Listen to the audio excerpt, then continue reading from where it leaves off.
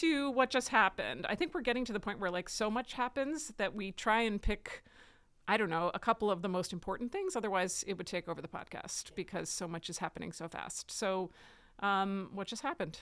Yeah. So this week, there was some major news at OpenAI. I'm not sure if you've heard of them before. I've heard of them. They're a little company, nonprofit. Yeah. For the greater good. Yeah. So OpenAI has, obviously, their CEO currently is the famous Sam Altman, who's sort of the leader in the land of AI. This week, OpenAI announced that it was hiring Instacart CEO Fiji Simo, and she is going to take on a major leadership role at OpenAI, and I believe her title is Director of Applications at OpenAI. I think it's CEO of applications. Okay, CEO of Applications, because it's... Which is weird, because there aren't usually two CEOs at a company. But, right. Yeah. And you have surfaced the lead, which is like now there are effectively, the plan is perhaps to have two CEOs at OpenAI. Yeah, I mean, you tell me, but it sounds like they're dividing up the responsibility. She's doing sort of product and applications. Yeah. And he's going to do infrastructure and research, right? So he's going to make sure they have the, what they need to build AGI and focus on the research to get them to AGI. And then she'll focus on everything they've built so far and making sure people like the products that they're putting out there. Does that seem right to you? I mean, that sounds like the division as they've announced it. And some of her other parts of her background, she really was responsible for modernizing the Facebook app. Yeah. I think she was there from 2019 to 2021. And she's also served in a capacity, I think, on the board of Shopify. And so Shopify and OpenAI worked together at some point in the last year or so to experiment with integrating commercial aspects of ChatGPT. And so a lot of the chatter is around, what does this mean for OpenAI and for ChatGPT? Is it moving into a much more commercial phase where we'll be shopping on it?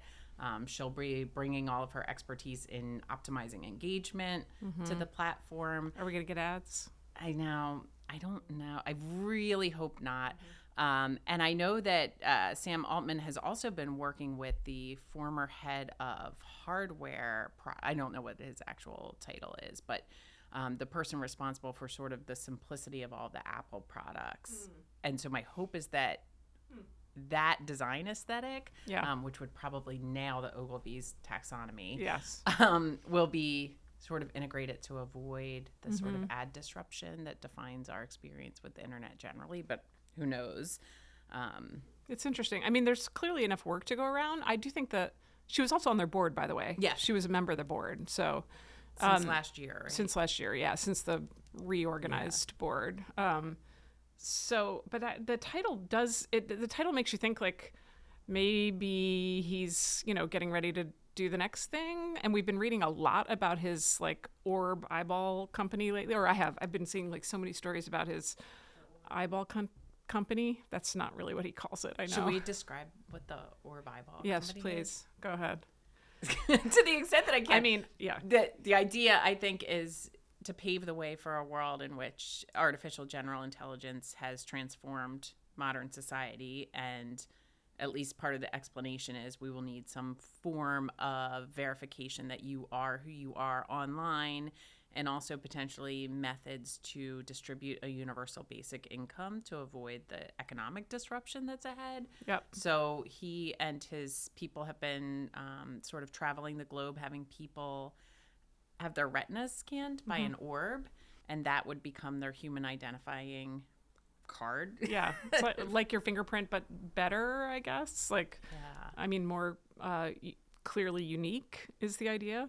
Yeah. And I think it also will be like a form of payment, and like it'll do everything for you. I guess we don't have to carry our wallet or our passport or all those things anymore. That part sounds good. That sounds really good. Yeah. It seems worth it. Yeah. And honestly, like Delta already has scanned my orb, and Clear has scanned my orb, and I basically am willing to let anyone scan my orb if it gets me through security like 2 minutes faster. I know. So, I know.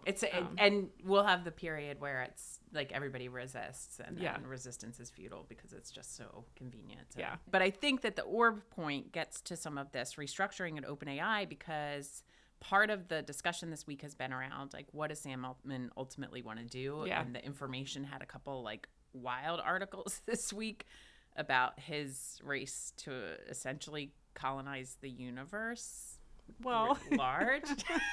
No? no, I think that's about right. Yeah. I mean, and he's got a good head start, Yeah. honestly. So, Yeah. yeah. So potentially, and then this week, the other sort of related story is that OpenAI has moved to a public benefits corporate, or moved toward becoming a public benefits corporation with approval. Yeah. After it tried to shift to a purely for-profit company. And got some legal pushback and gave up on that. And now they're the public benefit company is like sort of plan B, I think. Yeah. And Yeah. it's sort of reading between the lines whether, he's less interested in that form of corporate structure and is preparing to hand off to another CEO to run the day to day so he can do something else. Yeah. And, you could imagine it's been a pretty intense job. So there could be a million reasons why, having, new leadership makes sense. But all of it together does sound like he might be on to the next thing. It also makes me think that they know they're on a path to AGI, right? Like, I'm not saying there's not things they have to tie down. I think there are, but I think they must be confident, right? That they're not that far off. Yeah.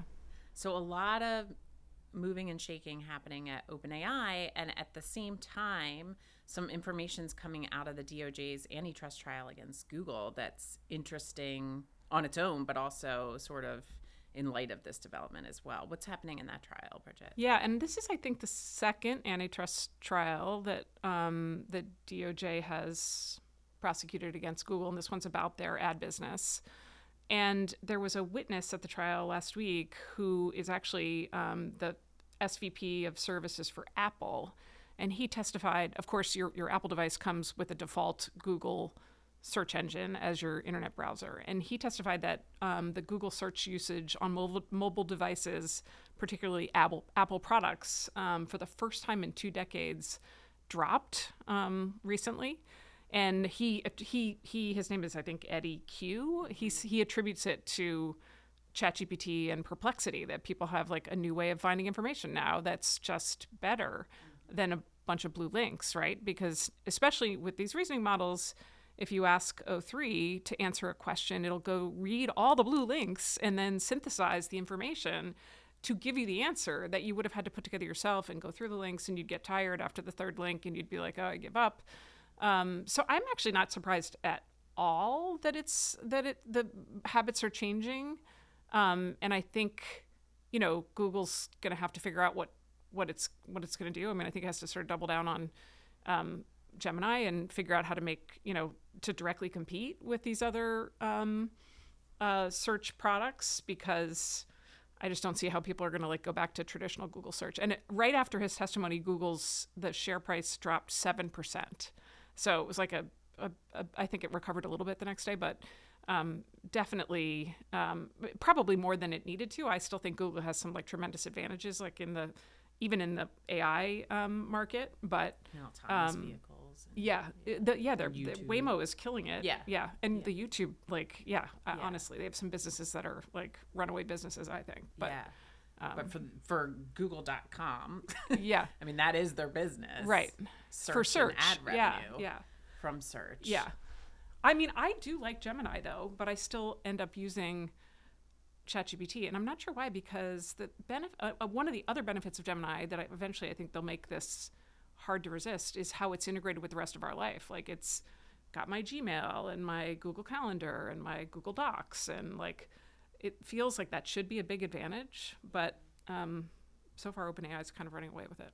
For me, it is weird because Gemini is just as powerful in a lot of ways as ChatGPT. It is. Yeah. But it is almost a new habit to form. I know the Google brand, but because you go to a different place for it, and I just constantly have a tab open to ChatGPT. Yeah.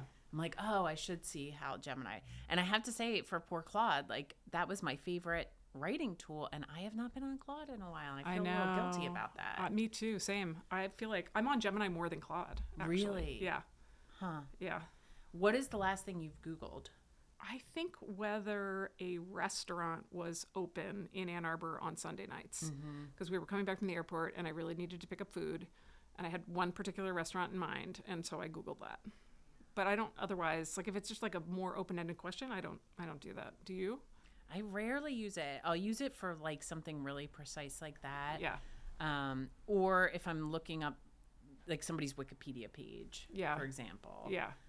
You just want one blue link. Yeah. Yeah. A particular blue link. Yeah. Or an article that I know, ChatGPT doesn't always surface accurately, but it's not at all surprising to me that their search volume has dropped, and I think will just continue to drop. Yeah, definitely. Thank you for tuning in to 2030 Vision, AI and the Future of Law. If you enjoyed this episode, please subscribe to our podcast and leave a review. Stay informed and inspired as we continue to explore the AI-driven future of the legal profession. We'll see you next time.